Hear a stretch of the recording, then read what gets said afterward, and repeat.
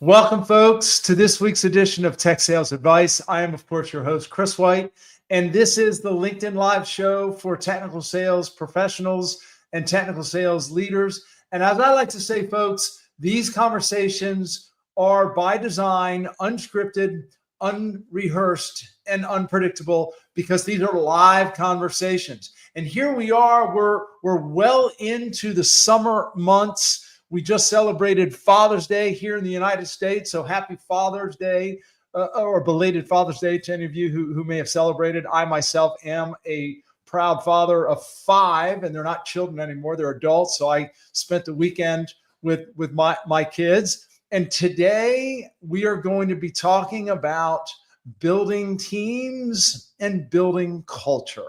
And the gentleman I have joining today is someone that I've had the opportunity to work with. I'll call him an industry colleague. His name is Karim Abillama. He and I have had the opportunity to collaborate on some training for some of his teams while he was with RSA and NetWitness. He is a senior sales engineer leader. He is based in Dubai, so I know you're burning a little bit of midnight oil to join us, Karim, so I appreciate that. Welcome to the show, my friend. How are you doing? Great. Thank you, Chris. I'm doing great. Thank you for having me, and happy Father's Day to everyone as well here on the call joining us. Hey, can't complain. It's not too late over here. It's 8 p.m. So it's not too bad, right? Okay. So looking forward for the chat.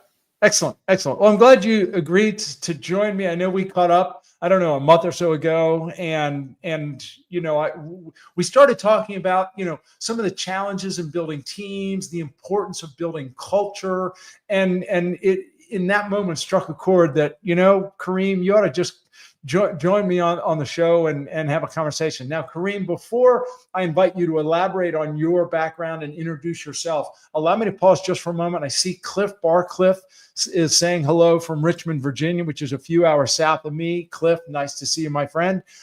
Folks, we do not see those of you who are out there, so I do want to invite you, if you care to do so, to say hello. Let us know where you're dialing in from.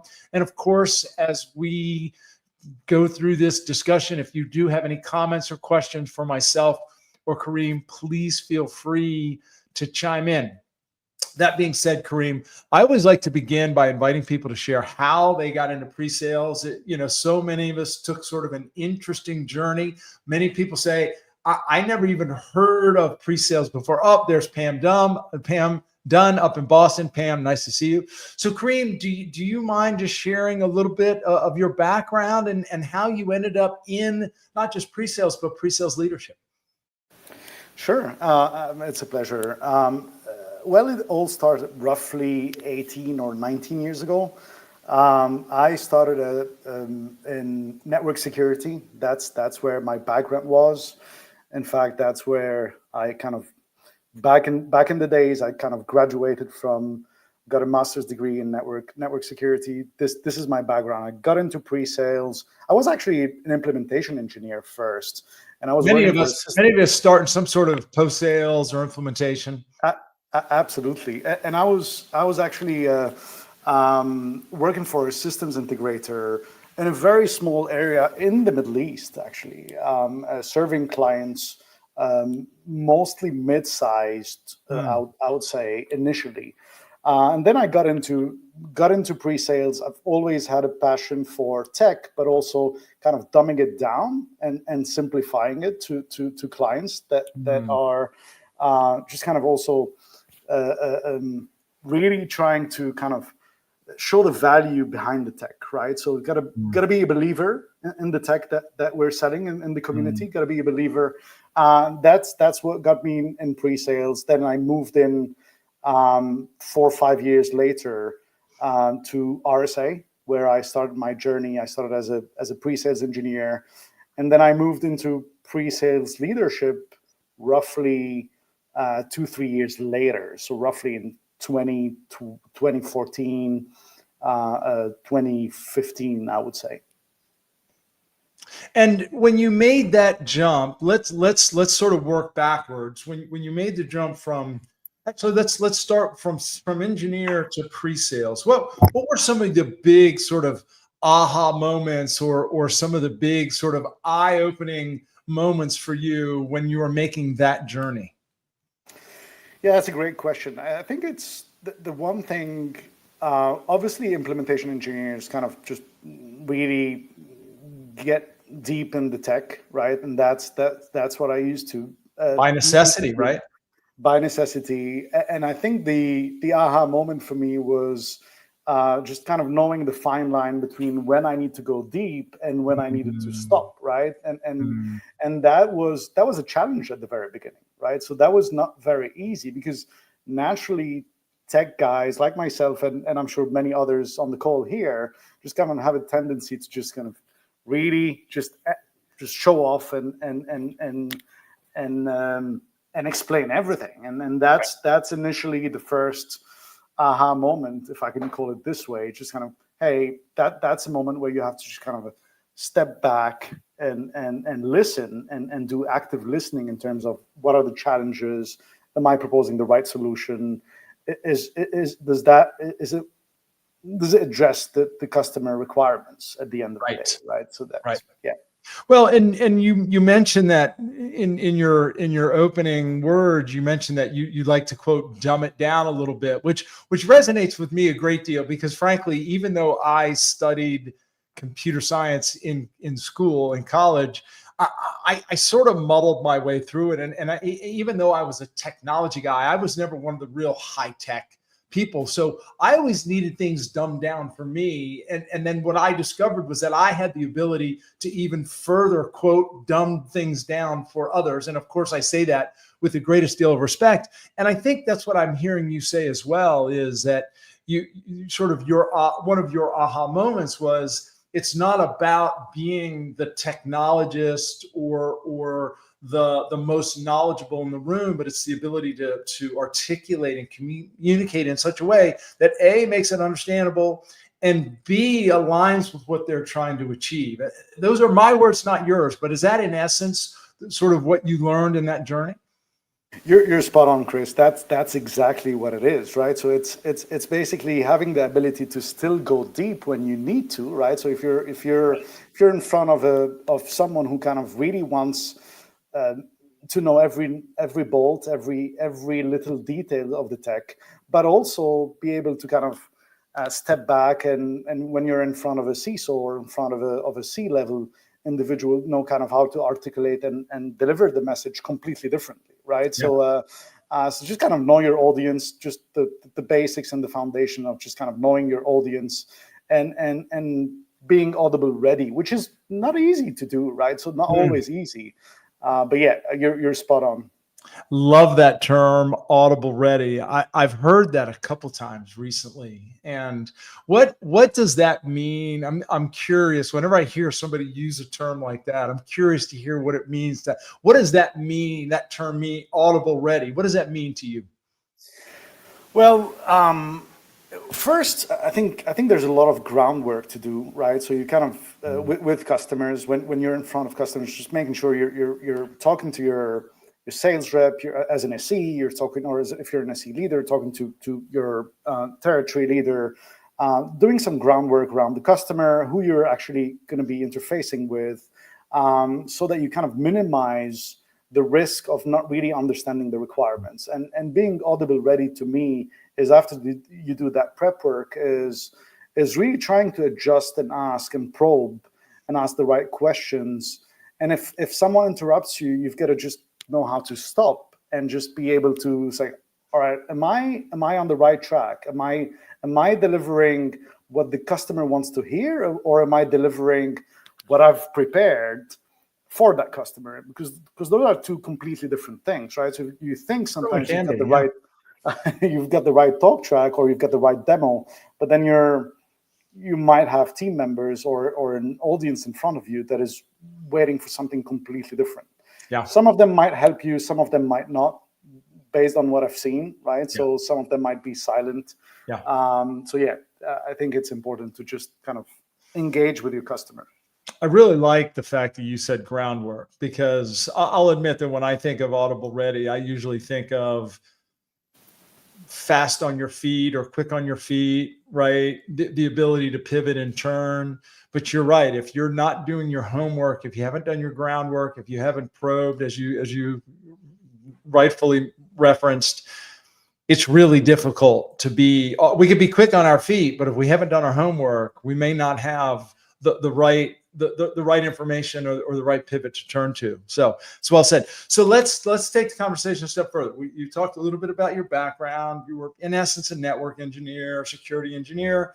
You got into pre-sales with RSA. And one of the big aha moments was, okay, it's not about the technology. It's the ability to communicate in a way that's understandable and relevant. Now you move into pre-sales leadership, and we're going to be talking about building team and culture. What were some of the early either aha moments or maybe even struggles when you made the move into a leadership role?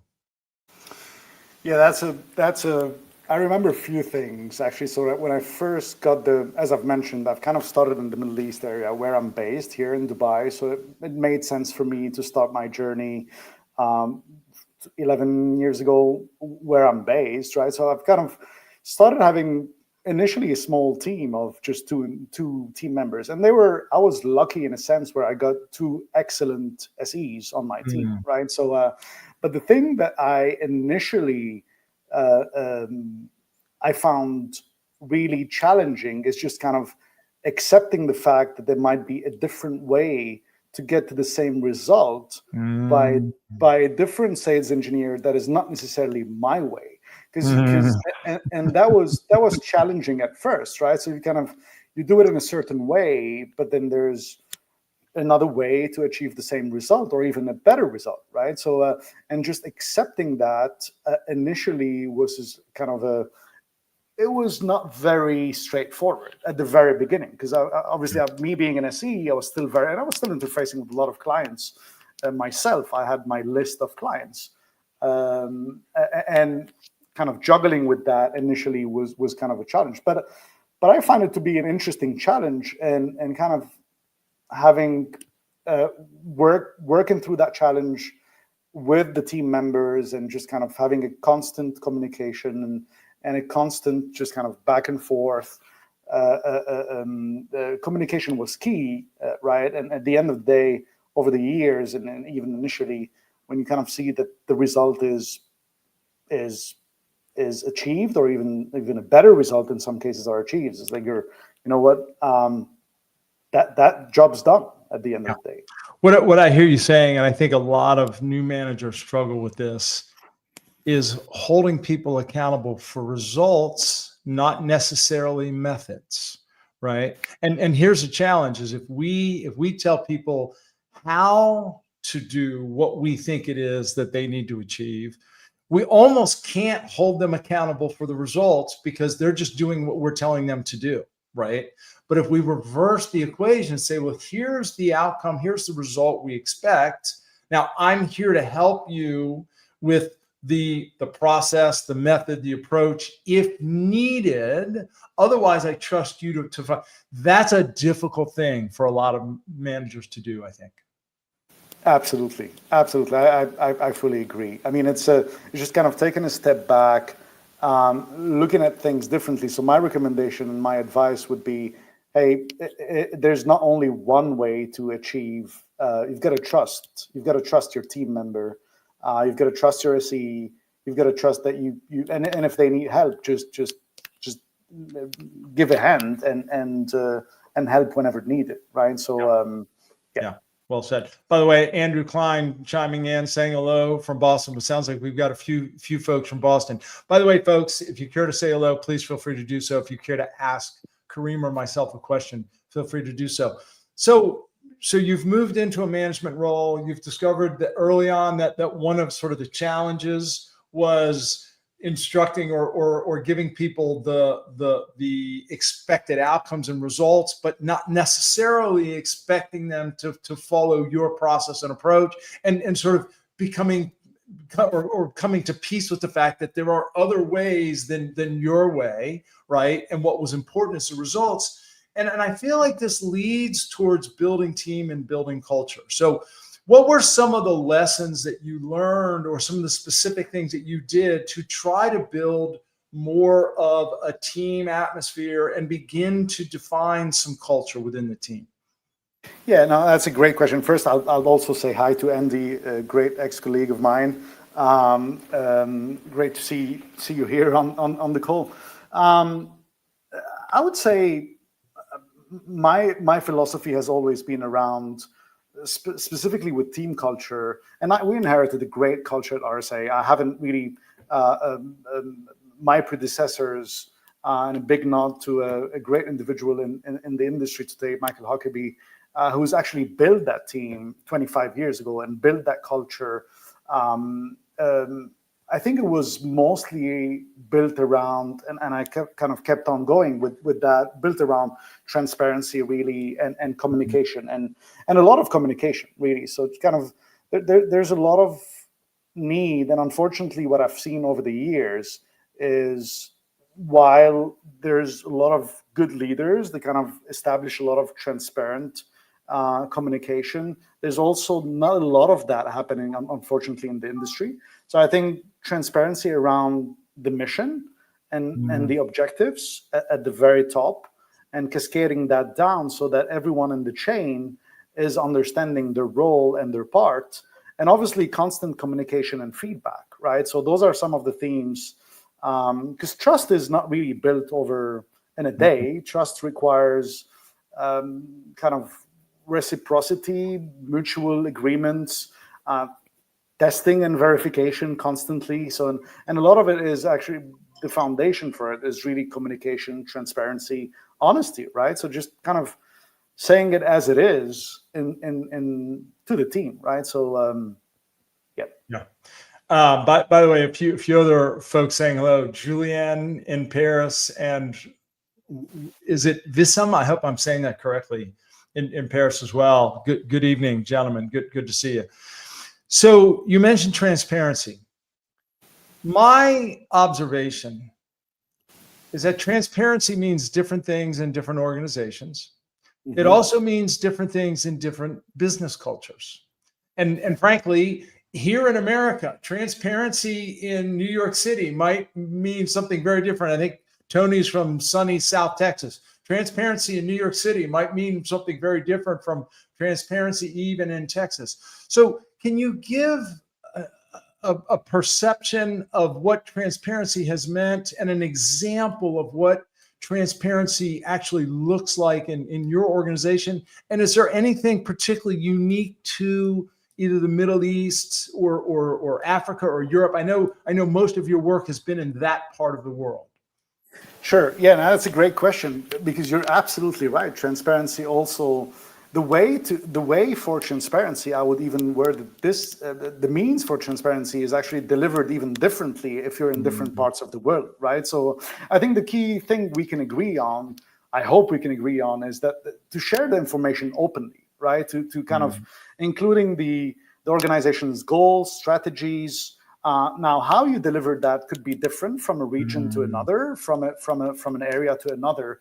But being able to share the information openly, kind of including the successes, the challenges, be honest about where the company is heading. What are your goals? What are the metrics? What are the KPIs? What is it that we're trying to achieve as a team?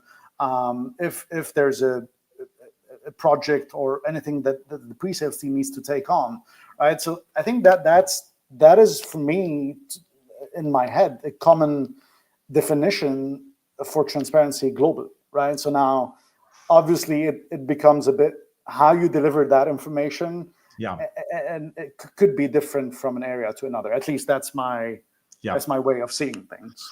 Well, and the question that comes to mind, or a question that comes to mind for me, is, was there some types of information or some situations where sharing information openly was difficult for you?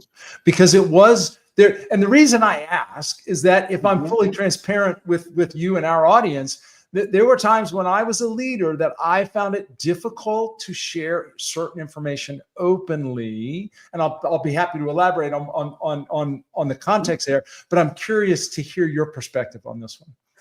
No, you're again. It's a fine line, right? Because there's always challenges with the information that you're kind of sharing or the goal, and sometimes you're not necessarily buying in yourself. Let's be honest with each other, right? So sometimes you're not buying into a certain decision, and then you kind of start challenging it, right? So, but as long as you buy in the information as a leader, right, and you have to, well, you kind of challenge it a bit. You try to, if it really doesn't make sense for your customers or for what is needed to be done. There has been challenges in sharing and in making sure everyone buys in if you are bought in, right? So, because especially in times, I would say, of change and of change of direction, just kind of sharing that you're going to be doing things differently, or maybe you're taking the product in a certain direction that doesn't necessarily resonate with a certain base of your customers. So some of them would like what you're doing, some others would not necessarily see the benefits of that decision. It's always hard. So you've always got to understand the bigger context and understand, is it for the good of the company? Is it for, and you've got to kind of share those insights as much as possible with the team. Even if some might not necessarily very quickly just kind of grasp the benefit, and even if it's going to take a bit more time. So there's multitude of examples, but I mean, I don't want this to be just my thoughts. I would love to hear your thoughts on this, Chris. Yeah. Well, and you know, I'm happy to share. Before I do, Jen DeFisco chimed in. Jen, nice to see you as well. Hold them accountable to outcomes, not the specific how of execution. Be supportive versus dictatorial. Very well said, Jen. Yeah, you know, Karim, the places, and I'm guessing some of the folks listening can appreciate this. When I was a leader, there were probably two areas that I struggled with the most when it came to transparency. The first was unpopular decisions. If there was a decision made by the executive team or the leadership team that I had a sense was not going to be particularly popular, it was difficult for me to be transparent. But to your point, as a leader, you know, we have, I think we deserve to have our say behind closed doors. But if the decision is made and it's not necessarily in full alignment with what our position was, that's irrelevant the moment you walk out the door. And now we need to be carrying the flag for the organization, right? So I struggle with that. And again, if I'm fully honest, when I had to give, let's use the term constructive feedback, and or when I needed to, when individuals on my teams needed to hear certain things that they didn't necessarily want to hear, I also found that to be a difficult moment of transparency. And Absolutely. frankly, I feel like we're talking about building teams and building culture. I feel like this is an important part of culture, and I'm curious to get your perspective on this. I've been in organizations where the culture was to accept or downplay underperformance. And although on the surface that might have felt like a nice thing to do or a friendly culture, it actually felt, from a very objective standpoint, it actually felt like a dysfunctional culture. And in when I was with that organization, here's what I discovered. Here's where I discovered my definition of culture. It's simply behaviors that are accepted and behaviors that are not accepted. That in essence defines the culture. How does that land for you, sir? Those are great points you're making again, Chris. That's a big one. That's a big one, because I fully agree. I think it's the repetitive behavior, and behavior really sums up, to your point, sums up culture. But also, I go back to trust, right? I go back to trust and feedback. To me, the most important thing with team is building trust, because the trust, in my opinion, is the foundation of anything else, right? So if you've got a really, and of course you always go through challenges, right? So you go through maybe something that you, as you rightfully mentioned earlier, if there was an unpopular decision, or if there was a feedback, or there was a, I think if trust is established, I think, and the communication is open, you can be as bluntly honest as possible without really fearing. The employee feels at ease sharing their feelings, the way they think, and also, obviously, you got to still provide coaching and if needed. But I think the first essential element and the foundation is being able to share openly without any fear of any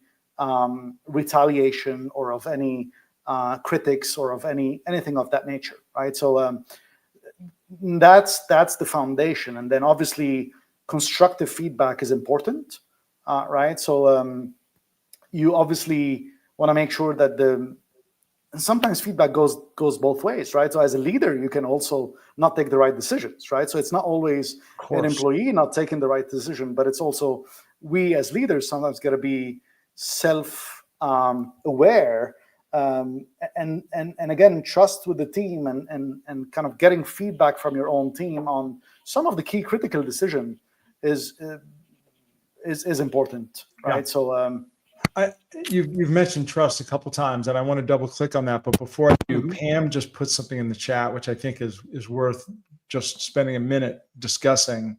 Most organizations are struggling at coaching versus advice versus feedback. Could not agree more, Pam. And I wish we can invite you on stage to elaborate on your question. But since we can't do that in the spot, I'm just going to leave that up for a moment. Karim, I'm inspired to ask you, do you have a perspective on what Pam has just shared here? This idea that we struggle to sort of balance between coaching versus advice versus feedback, and how would you differentiate? That's a great question, and I agree. Yeah, there's number of organizations that struggle simply for different reasons, right? And I don't know what's Pam's reasoning behind this, but the way I look at it and the perspective I look at it is, coaching and advice is not necessarily, or feedback, and depending on what the topic is not necessarily best given from the manager or the leader, right? So we were big at RSA on peering, right? So, and I'm making sure that depending on the advice, if it's technical of nature or if it's not technical, there are certain individuals within the organization that are better empowered or positioned to be able to give and deliver that advice than even a leader, right? So some leaders are more technical than others. Some leaders are not necessarily in the trenches. So I think it's important to establish a culture of also mentorship and coaches within the organization. Now, again, depending on the nature of the business, some leaders could be technical of nature. They could end up being that individual. But I agree. I think there's what's also missing, and again, is a clear process, an encouragement from HR around a mentoring program, or a coach, making sure that we have the right coaches, and delineating actually the difference between coach advice and feedback. How often do we do that? Is it monthly? Is it, how often do we do check-ins with the team members? There's quite a lot to do, and of course, every organization defines it differently.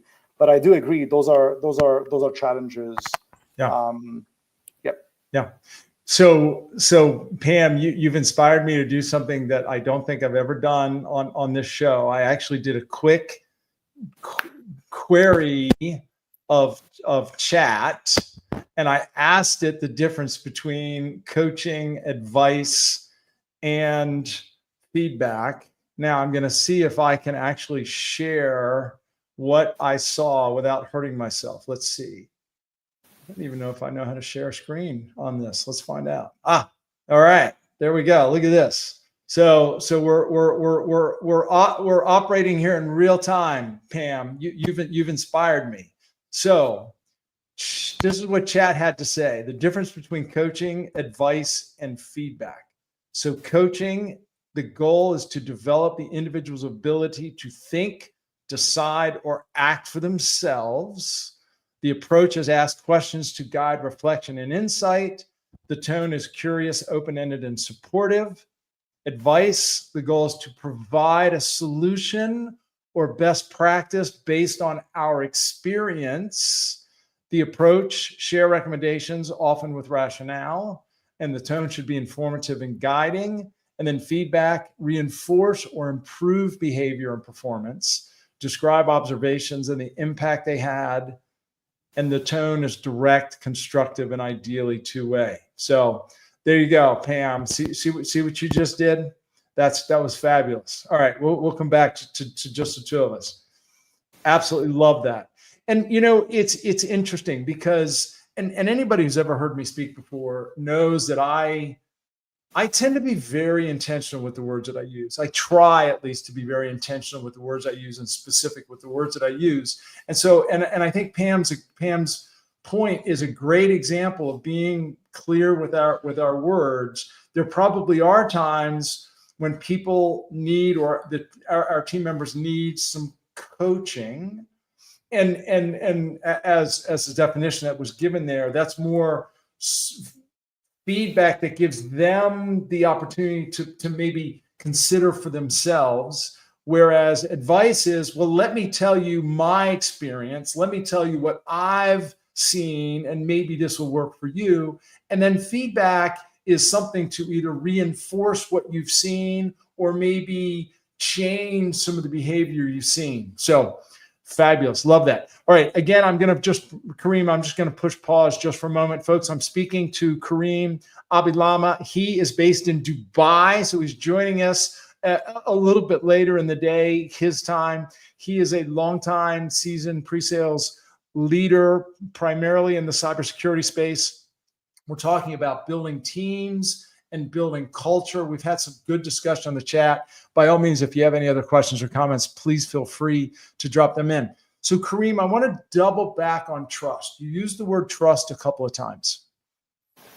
Are there specific things that you have been intentional with in dealing with your teams and building your teams to create the level of trust either between yourself and those individuals or just in general? And if so, what are some, or what is one of the specific things that you try to do? Yeah, absolutely. I think the first one I'll start with is constant communication. And I'm a big fan of actually establishing a cadence of communication that I don't really miss with my team, right? So under no circumstance, and even if we're going to be chatting for whether it's going to be weekly or bi-weekly or whatever it is, depending on the level of the seniority of the individual and of course the availability. But whenever we agree on a cadence, it's just like kind of having an open communication constantly. And first would be really kind of just allowing the individual to kind of speak up and establishing that ground for speaking up and speak whatever is on your mind, right, without any filter. I think that's key to me, because without it, there's a lot of hidden things that wouldn't necessarily surface to establish that trust, right? Yeah. So it would start. It reminds me, so a colleague of mine, Bill Ballnaves, some of you may know him. He wrote a book called Tech Sales Wasabi, which is the name has confused some people, but it's really about sale. It's all about being a sales engineer leader. And one of the things that he wrote, which really struck a chord with me, is he said, I prioritize my meetings with my team members over all other meetings. I don't miss them. I don't show up late for them. I don't reschedule them. I want my team members to know that my meetings with them is my top priority. And I think that's what you're saying there, Karim. Absolutely. I think that's key, and obviously being able to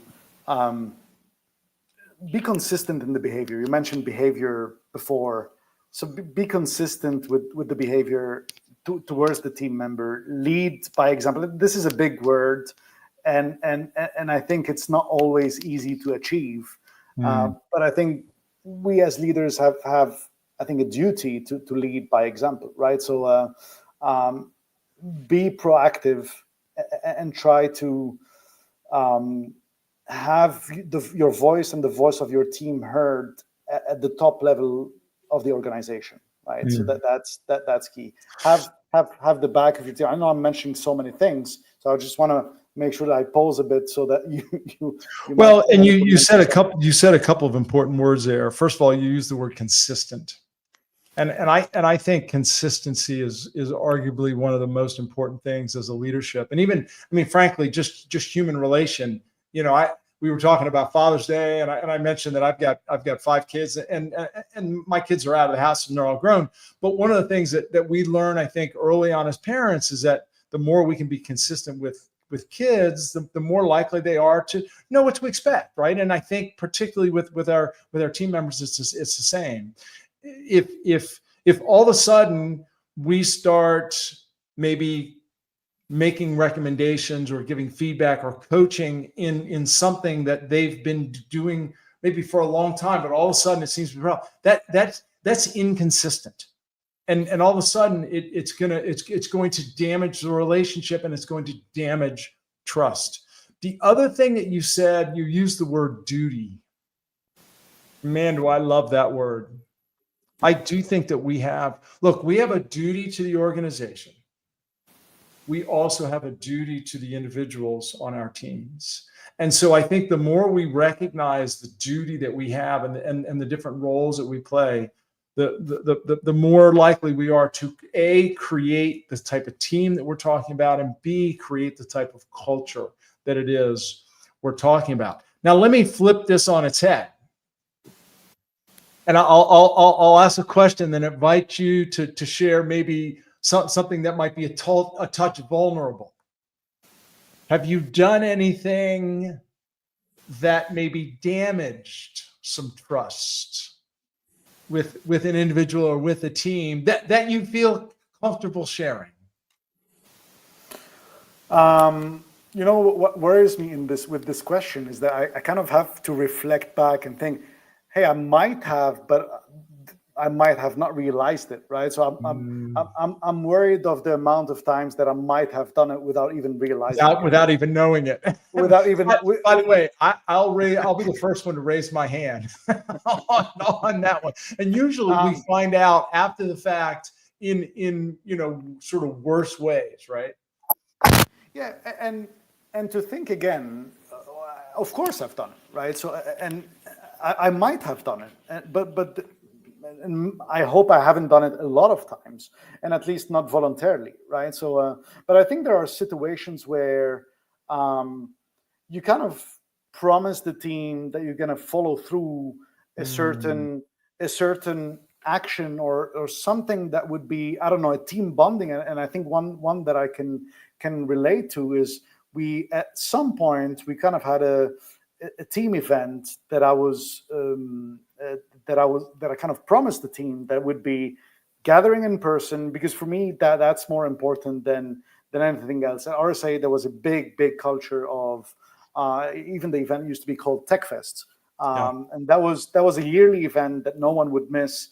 And I think we have Andy Klein on the call here, who used to be one of the key members that used to be part of the organizer of that event and can talk through that. And one of, I think, few years back, I promised the team, and I couldn't really follow through because of COVID and because of budgeting and because of obviously the executive team was giving me some hard time because of obviously gathering people together and traveling and all of that costing. Sometimes team members don't realize how much of a hurdle and an obstacle this is if you haven't really planned it ahead of time. Yeah, that was one of the times where I kind of failed the team and we couldn't do it, so we had to do it in a different format, in a more kind of a smaller format. So I had to kind of push through. That was a bit of a letdown for the team, where a bit out of my control. I'm sure there are other situations that I'm not remembering right now where I could have actually. And first of all, I appreciate you being transparent. We were speaking of transparency. I appreciate you being transparent in that manner. And I do think that that's a great example for a couple of reasons. You're right. For probably obvious reasons, it was out of your control. And my hunch is that the lesson you probably learned was, I probably shouldn't promise or give my word that we're going to do something before I know for sure that we're going to be able to do it. But we love, we particularly in times when we feel like, well, morale is suffering maybe a little bit, and they just need something. They need something to sort of get excited about and look forward to. So let me see if I can put this out there to sort of, build some enthusiasm. But we put ourselves and our reputation, that's probably too strong of a word, but we do put, the relationship a little bit at risk if we can't actually deliver on that. And that's a great lesson for anybody listening is don't make promises. And that's probably too strong of a word, but don't sort of set things up or plant ideas that you're not reasonably certain you can deliver on, right? It falls into the category of under promise and over deliver, not the reverse. Right? And that was exactly going to be my next advice. So thanks, Chris, for.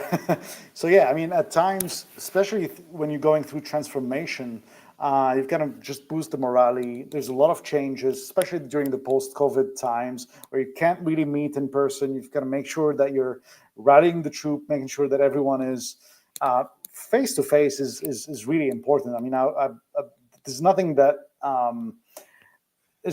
replaces the face to face in person meetings, right? Even though I'm a fan of remote, but yeah, I mean, my advice is going to be exactly what you said. Just don't promise if you're not sure. You can just follow through your promise.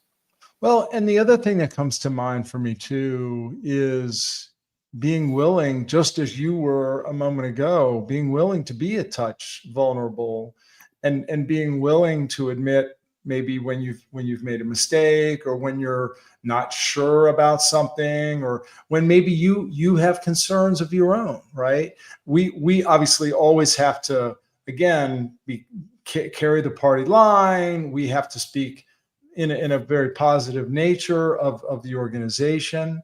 But there are times maybe when we have concerns or fears or unknowns of our own that we can share without it looking poorly on the organization. I think that goes a long way towards building that culture, building that team, building the trust that you said, as you said, in the context of transparency, right? I fully agree. Yeah. There's so much power there. All right, Karim, you've been so generous with your time. We're going to wrap things up here in just a little bit. Folks, again, I'm speaking to Karim Abillama. He is a pre-sales leader from Dubai. He's predominantly worked in cybersecurity. We've had a number of good comments and questions in the chat. We have a few more minutes, so if you have any other chat, any other comments or questions, please feel free to share. So, Karim, as we sort of wrap things up here, when you thought about today's conversation, I'm sure there was probably some things that you thought you'd like to share around this idea of either building team or building culture.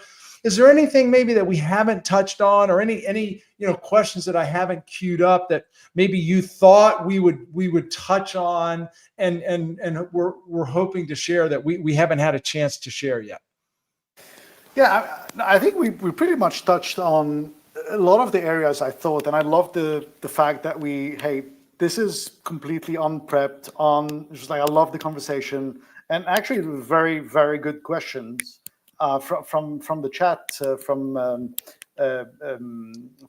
Pam and Jen and others, right? So I think we've kind of touched on transparency, on honesty. I think the only thing where I thought it goes without saying, it's just like having an ethical kind of behavior as well. But that goes without saying. We didn't really have to dwell much on that, but sometimes demonstrating integrity as well. and setting kind of a high standard, right? So just kind It's of really good. for the team is another important aspect of actually building trust as well. I think it's a really important point. And again, I'm going to make more of a personal analogy just for a moment, but it's sort of like when you become a parent, right? I mean, but before you become a parent, you want to live life, quote, right, and ethical for good reasons. But then you become a parent, and I think we're even that much more motivated to live right, to live life right, to set a good example. I think the same holds true when we become managers, right? Now we're not just we don't want to just behave in an ethical manner for our own reputation and for our own career, but now because we are setting an example for the team that we lead, I just feel like it does elevate that expectation. So I think that's a really, really valid point. I have one final question. And again, this is, that's why I say these conversations are unpredictable, because hopefully this is one that you didn't necessarily expect coming.